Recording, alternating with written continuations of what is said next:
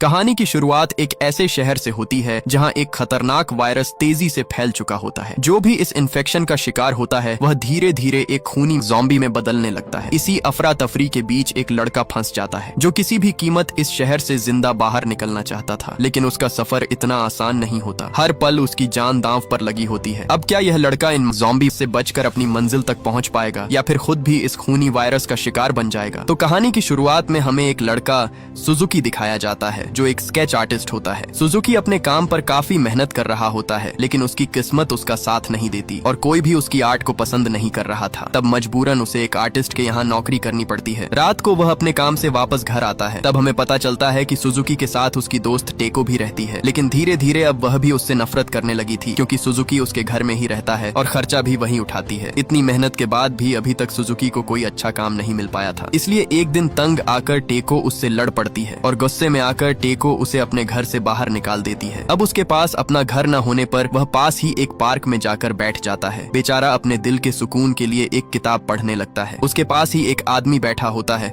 जो दर्द से तड़प रहा था, लेकिन सुजुकी उस पर ज्यादा ध्यान नहीं देता। अगली सुबह सुजुकी सीधा अपने ऑफिस में आता है। इसी दौरान न्यूज में बताया जा रहा था कि कल रात ही पूरे शहर में एक खतरनाक वायरस फैल चुका है। जो लोग भी इस वायरस का शिकार हो रहे हैं वो एक बेरहम ज़ॉम्बी में बदलते जा रहे हैं और एक दूसरे को बेरहमी से काट कर मार रहे हैं। अब तक 4 लोग इसकी चपेट में आ चुके हैं। इसी दौरान उनकी एक कॉलीग की तबीयत बिगड़ने लगती है, जिसकी वजह से वह ऑफिस से बाहर चली जाती है। सुजुकी को उसका दोस्त बताता है कि मेरे घर के पास ही एक घर है, वहाँ भी एक आदमी इस वायरस की चपेट में आ गया है और अभी तक उसका कोई पता नहीं कि वह कहाँ है। वो बातें कर ही रहे थे, इसी बीच उनका बॉस उनके पास आता है जो अजीब सी हरकतें करने लगता है। सभी उसकी तबीयत के बारे में पूछते हैं, लेकिन किसी को यह नहीं पता था कि उसकी आंखें पूरी तरह काली पड़ती जा रही हैं। अब न्यूज में बाहर निकलने से मना किया गया था, इसलिए सब वहीं पर सो जाते हैं। रात को सुजुकी को उसकी दोस्त की कॉल आती है। कॉल पर टेको उसे बताती है कि कल रात जो भी हुआ मैं उसकी माफी मांगती हूँ। मैंने जज्बात में आकर तुम्हें बहुत कुछ उल्टा बोल दिया। सुजुकी फोन पर टेको से बात कर ही रहा था, तभी उसे आसमान पर कई हेलीकॉप्टर उड़ते हुए दिखाई देते हैं जो किसी खतरे की निशानी थे, लेकिन वह उन पर ज्यादा ध्यान नहीं देता। सुबह होते ही भागता हुआ वह तुरंत टेको के लिए उसका फेवरेट केक लेकर उसके घर पहुंच जाता है। वह दरवाजा खोलने की कोशिश करता है, लेकिन आगे से उसे कोई भी हलचल सुनाई नहीं देती। काफी देर तक इंतजार करने के बाद भी उसे कोई जवाब नहीं आता, इसलिए वह उसे कॉल करता है, लेकिन फिर भी उसे आगे से कोई भी जवाब नहीं मिलता। तब वह दरवाजे के छोटे छेद से अंदर झांकता है। अंदर टेको नींद में घुप सोई हुई थी। इसी दौरान वह अचानक उठ जाती है। उठते ही वह एकदम से नीचे जा गिरती है। नीचे गिरते ही टेको अजीब तरीके से उछलने लगती है। खतरे से अनजान सुजुकी उसे आवाज लगा देता है। आवाज सुनते ही वह अजीब हरकतें करती हुई उसके पास आने लगती है और आते ही अचानक उस पर हमला कर देती है। वह उस पर अंधे की तरह टूट पड़ती है। सुजुकी भी वहाँ पूरी तरह फंस चुका था। उस वायरस का असर इतना खतरनाक था कि वह बिना देखे दरवाजे पर काट देती है, जिससे उसके सारे दांत एक एक करके नीचे जा गिरते हैं। वह अपनी पूरी ताकत लगाकर उसे अंदर खींच लेती है। टेको उसे किसी तरह काटने की पूरी कोशिश करती है, लेकिन वह नाकाम रहती है। सुजुकी इसी का फायदा उठाता है और उसे गले से पकड़कर पास गिरी नुकीली ट्रॉफी पर उसका सिर पटक देता है, जिससे वह वहीं पर मारी जाती है। मौका देखते ही सुजुकी वहाँ से भाग निकलता है। वह थका हारा एक पुल पार करके आगे जा ही रहा था, तभी उसके सामने से एक घायल औरत गुजरती है जिसका बाजू जख्मी था। उसे देखकर सुजुकी को समझ आ जाती है कि वायरस तेजी से फैलता जा रहा है। इसी दौरान उसे ऊपर आसमान में उड़ते बहुत सारे जहाज दिखाई देते हैं। मतलब साफ था कि वायरस पूरे शहर में फैल चुका है। जब सुजुकी अपने ऑफिस पहुंचा तब उसने देखा कि उसके दोस्त ने अपने हाथ में एक बेसबॉल बैट पकड़ा हुआ था और उसके पूरे शरीर पर खून फैला हुआ था क्योंकि उसने अपने एक इन्फेक्टेड दोस्त को मार दिया था। तभी उसके सामने उसका बॉस आ जाता है जो पूरी तरह उस वायरस से इन्फेक्टेड हो चुका था। इससे पहले कि वह उन पर हमला करता, मौका देखते ही सुजुकी का दोस्त उसे वहीं पर ढेर कर डालता है। अब सुजुकी का दिमाग पूरी तरह घूम चुका था कि आखिर वह जहां भी जाता है वहां कोई न कोई आफत उसके सामने आ ही जाती है। उसका दोस्त उससे कहता है कि पूरे शहर में वायरस फैल चुका है, अगर कोई इन्फेक्टेड किसी को काट ले तो वह भी कुछ ही मिनटों में ज़ॉम्बी बन जाता है। यह सुनकर सुजुकी के पैरों तले जमीन ही खिसक जाती है क्योंकि उसके हाथ पर भी टेको ने काट लिया था। लेकिन सुजुकी हैरान इसीलिए हो जाता है कि अभी तक वह ज़ॉम्बी नहीं बना था, क्योंकि उसके साथ हाथापाई में टेको के सब दांत पहले ही टूट कर गिर गए थे। इसीलिए उसके काटने के बाद भी अभी तक वह इन्फेक्टेड नहीं हुआ। लेकिन तभी अचानक उसका दोस्त भी ज़ॉम्बी में बदलने लगता है क्योंकि मारते समय उसके बॉस ने उसकी टांग पर काट लिया था। इससे पहले कि वो पूरी तरह ज़ॉम्बी बनता,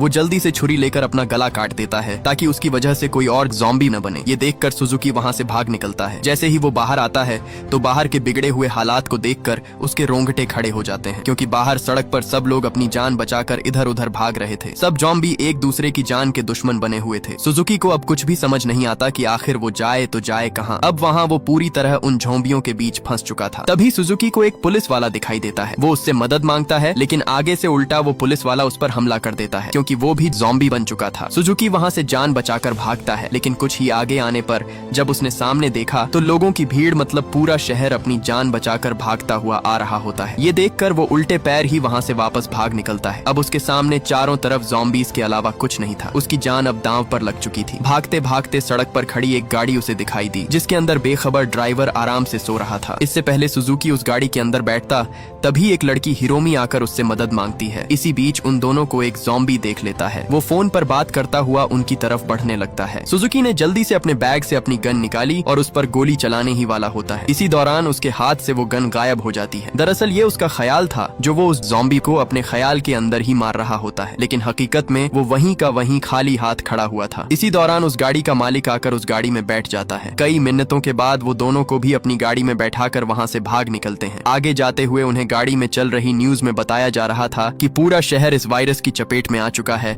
और हर तरफ उन ज़ॉम्बीज ने तबाही फैला दी है। न्यूज में ये भी बताया गया कि जो लोग अभी उस वायरस से इन्फेक्टेड नहीं हुए, वो अपने घरों को मजबूती से बंद करके अपने घरों में ही रहें। कुछ ही आगे जाकर वो आदमी ज़ॉम्बी बनने लगता है, क्योंकि उसके हाथ पर भी किसी ने काट लिया था। धीरे धीरे उसकी नसें काली पड़ने लगती हैं और उस वायरस की वजह से वो आदमी भी पूरी तरह ज़ॉम्बी में बदल जाता है। ज़ॉम्बीज बनते ही वो ड्राइवर को काट लेता है और तभी वो सुजुकी पर भी हमला कर देता है, लेकिन मौके पर ही सुजुकी उसे गाड़ी से बाहर लात दे मारता है। वो आदमी गाड़ी से बाहर गिर तो गया था, लेकिन वो सुजुकी के पैरों को मजबूती से पकड़ उसे अपने साथ बाहर खींचने की कोशिश करता है, लेकिन तभी हिरोमी गाड़ी का दरवाजा जोर से उसके सर पर दे मारती है, जिससे वो सुजुकी को छोड़ देता है। अभी वो बला उनसे टली ही थी, तभी अचानक वो ड्राइवर भी ज़ॉम्बीज बनने लगता है, क्योंकि उस आदमी के काटने पर वो भी धीरे धीरे पूरी तरह ज़ॉम्बीज बन जाता है। ज़ॉम्बीज बनते ही वो ड्राइवर अपने होश खो बैठता है और गाड़ी को फुल स्पीड में लगाकर तेजी से आगे बढ़ा देता है। गाड़ी उनके कंट्रोल से बाहर हो चुकी थी, इसलिए जल्दी से वो दोनों अपना सीट बेल्ट बांध लेते हैं। वो ड्राइवर उन पर हमला करने की कोशिश करता है, लेकिन इससे पहले कि वो उन्हें काट कर इन्फेक्ट करता, तभी उनकी गाड़ी जाकर दूसरी गाड़ी से टकरा जाती है। टकराते ही वो गाड़ी पूरी तरह तबाह हो जाती है, लेकिन खुशकिस्मती से उस हादसे में उन दोनों की जान बच गई थी। जब वो दोनों उठकर अपने सामने देखते हैं तो वहाँ पूरा शहर तबाह और बर्बाद हो चुका था। सब गाड़ियां एक दूसरे से टकराकर टूट फूट चुकी थीं। थोड़ी देर बाद उन्हें मोबाइल में चलती हुई न्यूज में बताया गया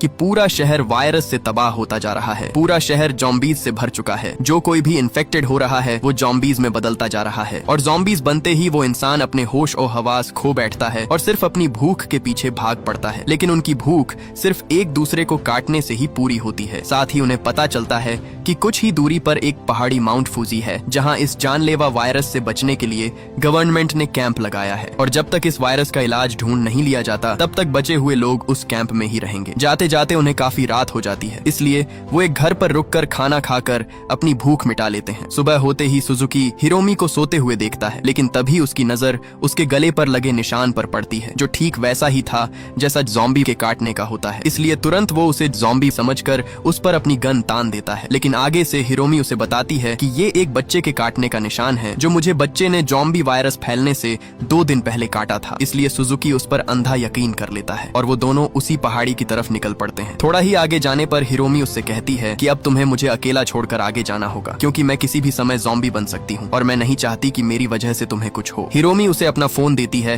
ताकि किसी भी इमरजेंसी में वो रेस्क्यू टीम को अपने पास बुला सके। तभी अचानक वो ज़ॉम्बीज में बदलने लगती है, जिसे देखकर सुजुकी तुरंत वहाँ से भाग निकलता है। थोड़ा आगे आने पर उसे दूर खड़ा एक आदमी दिखाई देता है। जैसे ही वो उसके पास आया तो वो एक ज़ॉम्बी था। वो ज़ॉम्बीज उस पर हमला कर देता है। अब इससे पहले वो ज़ॉम्बीज उसे मार डालता, तभी वहाँ हिरोमी आ जाती है। अब जिसका चेहरा आधा इंसान और आधा ज़ॉम्बीज बन चुका था, वो उस ज़ॉम्बीज को एक ही पंच में नीचे गिरा देती है, यहाँ तक कि हिरोमी उसके टुकड़े टुकड़े कर डालती है। अब धीरे धीरे हिरोमी सुजुकी की तरफ बढ़ती है, जिसे देखकर सुजुकी के रोंगटे खड़े हो जाते हैं। उसे लगा कि उसकी जान तो गई, लेकिन तभी वो उसे अपना हाथ आगे करके उसे उठा देती है। मतलब अभी भी वो पूरी तरह ज़ॉम्बीज नहीं बनी, उसके अंदर अभी भी इंसानियत थी, इसलिए वो उसे कोई नुकसान नहीं पहुंचाती। इसके बाद हम उन दोनों को घने जंगल के बीचों बीच एक कबाड़े के पास बैठा हुआ देखते हैं, जहाँ सुजुकी खाने की तलाश कर रहा होता है। सुजुकी वो खाना हिरोमी को खिलाने की कोशिश करता है, लेकिन आधी बन चुकी ज़ॉम्बी को कुछ भी समझ नहीं आ रहा होता। कई मिनटों के बाद जैसे तैसे करके सुजुकी उसे खाने के लिए मना लेता है, लेकिन हिरोमी वो खाना एक जानवर की तरह खाने लगती है, क्योंकि अभी तक ज़ॉम्बी का असर उससे उतरा नहीं था। सुजुकी की खुशकिस्मती ये थी कि हिरोमी अभी भी खुद को कंट्रोल कर रही थी। इसके बाद अब फिर से वो दोनों उसी पहाड़ी की तरफ बढ़ने लगते हैं। दोनों माउंट फूजी की तरफ बढ़ते रहते हैं और इस सफर में कई दिन बीत जाते हैं। सुजुकी की की हालत काफी खराब हो चुकी थी, दाढ़ी बढ़ जाती है, जिस्म थक चुका था, लेकिन फिर भी वो हिरोमी को संभाल कर आगे बढ़ता रहता है। बढ़ते हुए रास्ते में उसे एक शॉपिंग कार्ट मिलती है, जिसे देखकर वो समझ जाता है कि वो पहाड़ी यहाँ से थोड़ी ही दूर होगी। वो उस कार्ट में से अपने लिए कुछ खाना ढूंढता है, लेकिन उसे वहाँ कुछ भी नहीं मिलता। वो हिरोमी को उस कार्ट में बिठाकर सफर जारी रखता है। इतनी मुश्किल के बाद और कई दिनों तक भूखा रहने के बाद भी अभी तक वो अपनी हिम्मत नहीं हारा। कई मशक्कत के बाद पास ही वो फौजी आउटलेट पार्क तक पहुंच जाता है। पहुंचते ही उसके सामने किसी इंसान का नामो निशान तक नहीं था। बस उसके सामने जॉम्बीज के हाथों मारे गए जले सड़े लोग ही पड़े थे। वहाँ आते ही सुजुकी शॉप के अंदर अपनी बिगड़ी हालत बदलने के लिए कुछ कपड़े देख ही रहा होता है। तभी अचानक एक आदमी उसके सामने आ जाता है, जो अब इंसान नहीं एक ज़ॉम्बी बन चुका था। वो आते ही बिना देरी किए उस पर झपट्टा मार देता है। उसकी मदद के लिए वहाँ सिर्फ हिरोमी ही थी, जो उस वक्त गहरी नींद में होती है।